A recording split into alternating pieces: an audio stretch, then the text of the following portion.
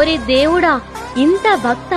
సుమారు 1000 మంది భక్తులు వెస్ట్ గోదావరి నుంచి పాదయాత్రగా బయలుదేరి కోలాటం చేసుకుంటూ గోవిందా గోవిందా అంటూ భక్తి పారవస్యంతో అప్పరపల్లి బాలబాలాజీ స్వామివారి ఆలయానికి చేరుకున్నారు.